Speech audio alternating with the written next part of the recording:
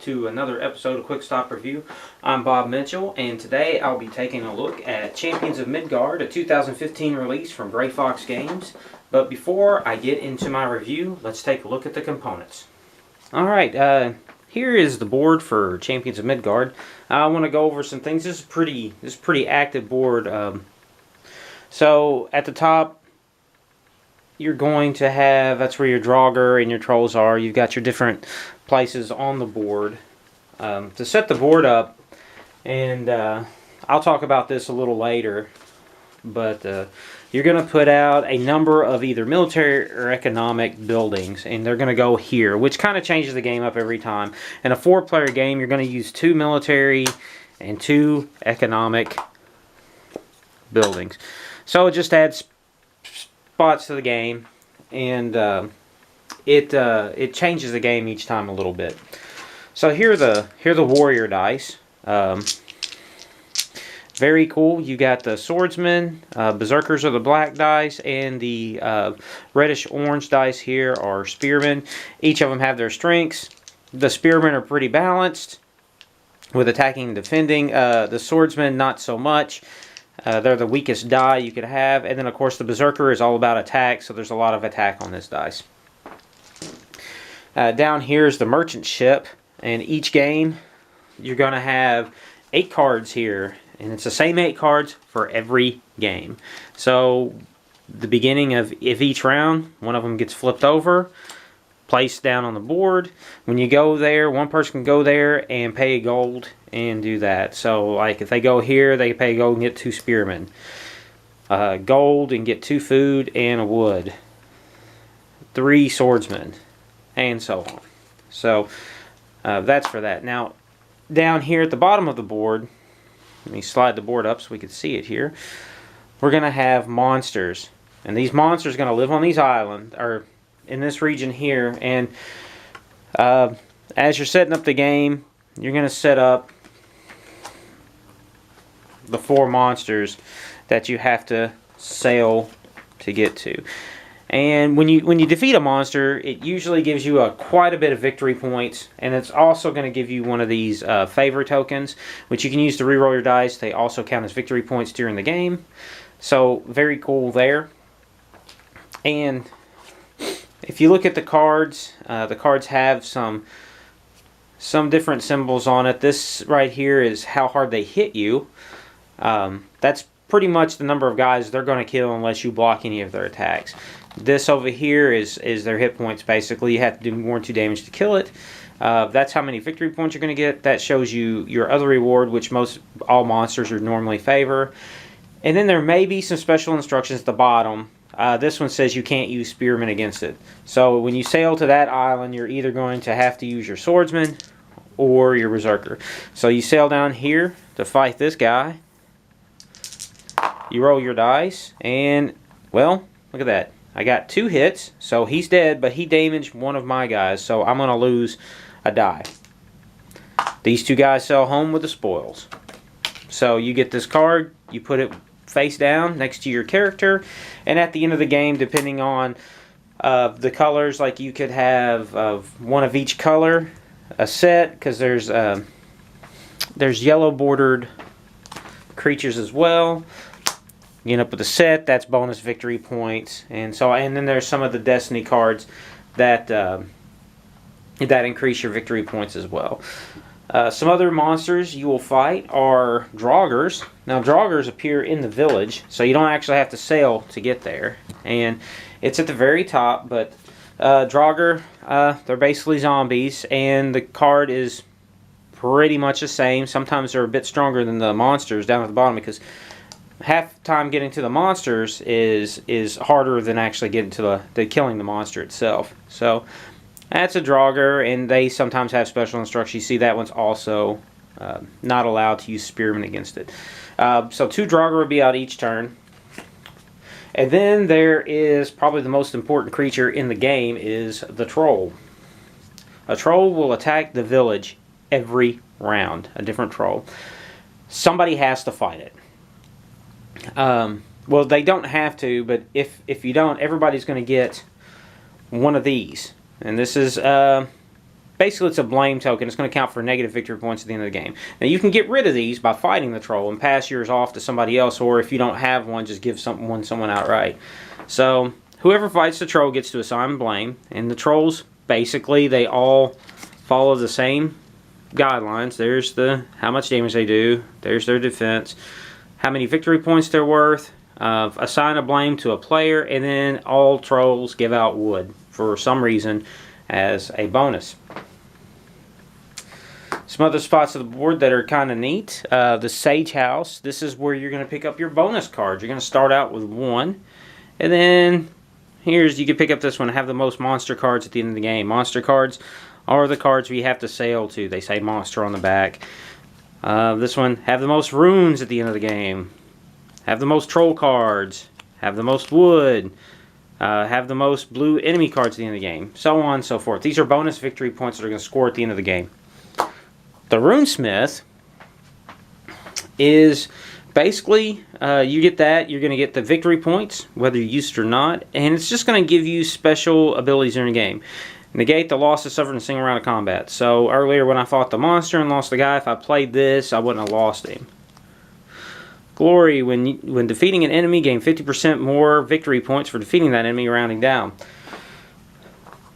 So if I defeated this guy and played that, I would get 12 victory points. Pretty simple. It follows the same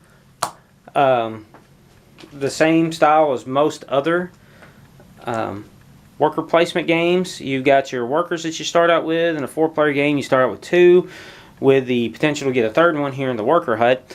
The meeples are nice wooden meeples. Pretty good quality, very common of what you'll see in most worker placement games. One last thing before I get to my review is the character cards. One thing I find very unique about this game is the ability to select different characters. Unlike in Lords of Waterdeep, where the character really only affects your victory condition, these just affect the way that you're going to play this game. So you see we've got, I'm not going to try to pronounce any of these because I know I'll butcher them, but this is a Sword Maiden, and she's going to add 1 additional damage on a swordsman dice. That's her special ability. The Destin, when she goes to the Sage House to get a victory point card, she gets to choose 2 and then keeps 1 of those 2. Oh, upside down. The Seaworthy. So this is the guy that does not pay when taking goods from the merchant ship. So, and you'll see right there, it says merchant ship, or it's got the picture of the merchant ship card. So when he goes to the merchant ship, he doesn't have to pay anything. He just gets to take it. So guess where he's going every time he goes. There's this guy. He's going to gain 2 victory points every time he spends not an honor token, but a favor token to reroll, which is interesting because at the end of the game, that's how much they're worth anyway. So, I don't know about him too much. And then the last but not least, the Berserker. He's going to get a victory point every time you roll 1 or more 2-hit results in a round of battle. So basically, every time you roll 1 of these, you're going to get a victory point. So this guy is getting he's going to get the black dice every time. So that's pretty much an overview of the components. Now that we've done that, let's get back to the review. Alright, Champions of Midgard, worker placement game from Gray Fox Games, 2015 release. It's 2 to 4 players. It plays in about an hour. It's a fun game, quick to learn. If you're familiar with any worker placement games, this game is very easy to pick up. It's fun. It has some neat little twist to it with the rolling of the dice as your warriors either attacking the Draugr, the trolls, or going to the islands to fight the monsters. All in all, pretty solid worker placement game.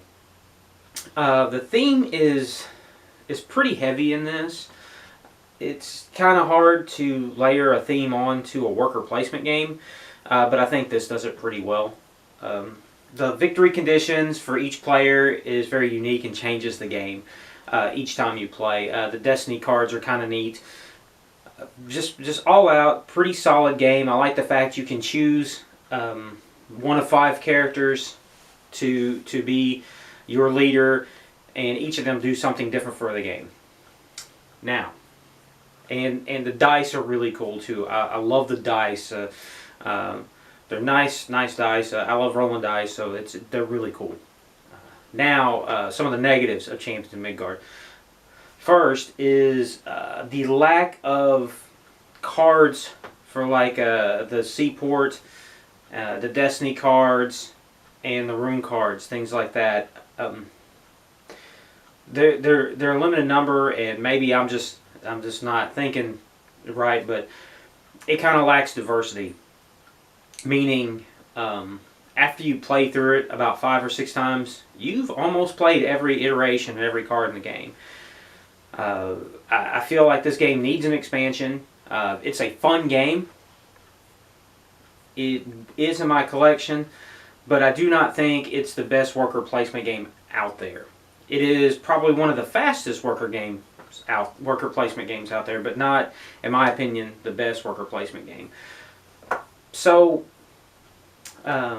basically, you know, the game just kind of, I've played it now quite a few times since its release, and I do find now the games are starting to seem similar every time. So, depending on what character you take the character that lets you draw the 2 Destiny cards and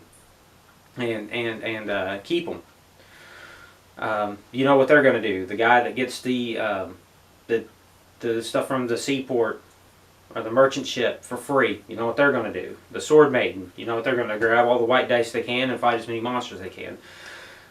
There's not a lot of take that in this game either, which is okay. I mean, a game doesn't have to have a lot of take that to make it fun. This game does lend itself to picking on a player.